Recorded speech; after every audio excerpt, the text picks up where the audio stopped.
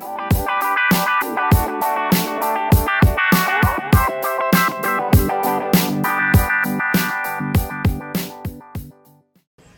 you're one of the chief organizers of the Franchise for Humanity. What got you involved in this? A desperate call from Mei Lin about 2.5 weeks ago saying, help, I need some feet on the ground. So I stepped up, yeah.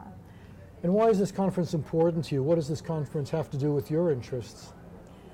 Well, it totally does, because I'll put aside sort of the specifics of my interests, but I'm a scientist, and it's so funny because all the different meetings I've been in and groups that I've been talking with and part of lately, they all are looking for the same thing. They are all looking for the same item, and that is, how do we use our current state of technology to really wend our way through and create critical mass for these very technical and humanitarian issues that we're dealing with. They all want something that makes sense of the data. What types of issues are you referring to? Well, I was at a board meeting in New York for data analysis. It's the Avatar Research Institute, and one of the gentlemen was talking about the work he does in Haiti, and that it took him a year to find out all the different NGOs that were working in that space. And he said, well, we're about to take on another new project. I think I'm going to have a graduate student, because it's just this really arduous Google searching, writing it down, creating a data spreadsheet, and it's not amped up to what we're technically capable of right now. Like, we're using all of our technology for the easy early in, like PayPal and Google, which is a yellow pages on steroids, and things that are the simple problems, like how to do business transactions. But what's really calling for help right now are the complex problems that we have.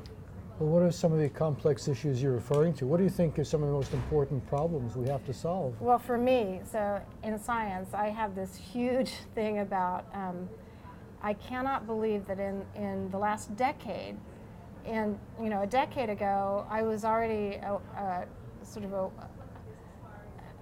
I had been a scientist for a long time. I had already been looking at trends and learning what was going on in the universe for a long time. And yet in those last 10 years, different species of fish have crashed, like the Delta smelt by 85%, cod species, Atlantic salmon, elephants over 60% of them have died off in 10 years. So things are accelerating so quickly. Like that. I mean, that's enough, right? And is that humanity's fault? Is that because people are spoiling the environment? It's the fault of the complexity of the system, and what we have right now is the capability for the system to know itself and learn itself and find out. It's not really a matter of fault, per se. I think of it in terms of flow. What is the flow doing in terms of input and output, in terms of how many elephants are born versus what is the kill rate? It's much more complex with the Delta smelt. They still don't know what it is. They're thinking it's probably runoff from fertilizer, and it might be different sorts of things from pharma that gets into the water stream. So it's not a matter of fault in my mind's eye. It's more a matter of, we're in a very complex system where small perturbances really take things out of balance. Well, I think elephants are killed largely by poachers because ivory, because the tusks are yes. extremely valuable, and you kill an elephant, the money can set you up for quite a long time. So who cares if you're eliminating one of the best and most interesting species? So you got to look at why they can't make money another way, right? I mean, you got to look at the ecosystem of why that human would want to poach. That's the complex part of that one. Well, that raises an interesting question. If everyone could make money honestly and legally, do you think that crime would stop, or would people still be drawn to a criminal lifestyle? I'm idealistic. I think it mostly would. I think that there are still some people that would do it for the thrill, but I'm pretty idealistic. Now, do you think that most of the world's problems are technical problems that can be overcome by technology, Nope. or as opposed to human problems where it's Human attitudes that need to be changed? Choice B. And how do we do it? Who's going to change the attitudes? That's part of what's going on right now, is exactly that. So you can see that transformation is a really popular word. At NSF even, it was the big word 3 years ago. Now it's translational medicine out of NIH, but it's absolutely the human factor. For me, I saw this because I'd been at Salinero Genomics when we did the human genome. And then I did a genome project out of Berkeley and JGI, where I got to describe all of one species' life at the protein level, at the DNA and then translated protein level.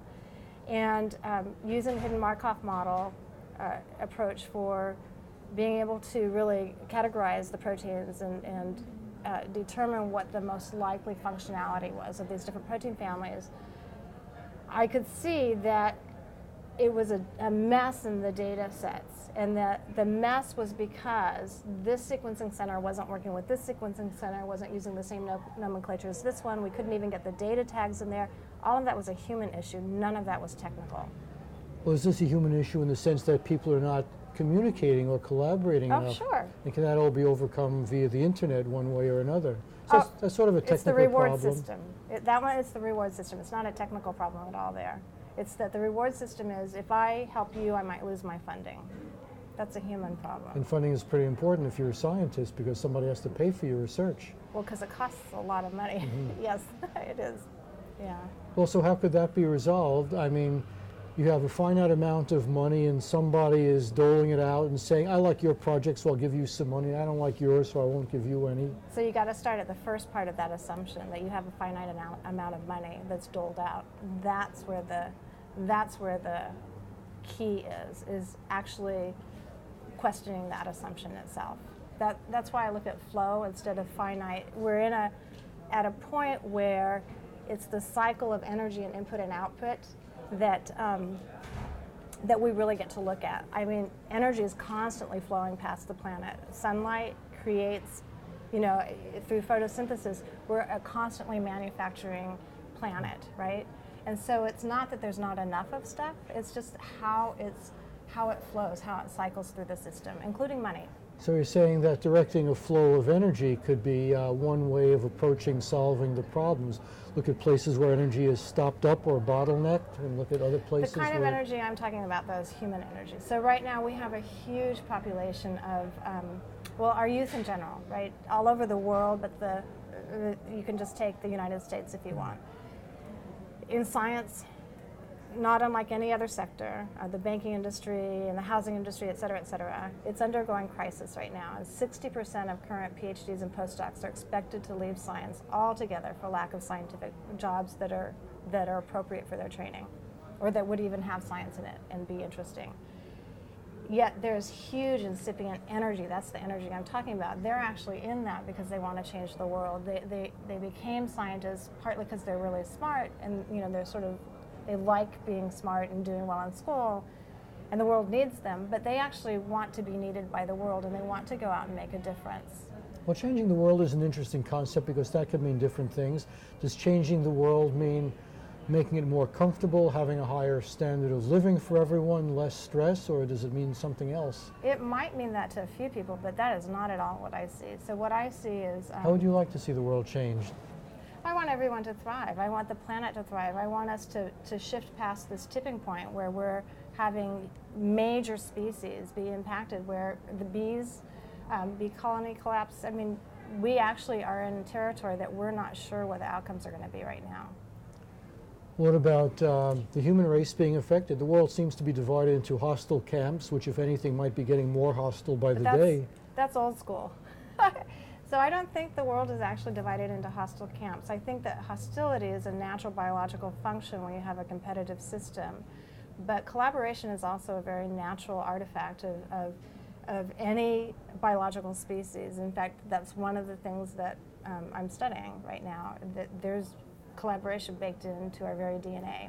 So competition is what you do when you're in a survival mode. Survival mode has everything to do with how you're experiencing your situation in the universe. Even in yeast colonies, they have the same functionality. If they're in survival mode, killer yeast will be activated. I mean, there's all kinds of things that are replicated even at the single cell level. Well, here in this society, we're not quite in survival mode, but there are lots of places in the world where don't bet on that. Life is a desperate struggle to survive every day. I mean, do you think that could be changed so that everybody just has a comfortable life and is not feeling insecure? I wouldn't make that assumption. The suicide rates are higher in the industrialized countries than they ever have been. And so I would say suicide is a component of what occurs as a survival question for that person. And I wouldn't presume, without knowing, that just because someone is in a country that might have drought and might have cycle of starvation, that they aren't happy. I mean, I just wouldn't presume.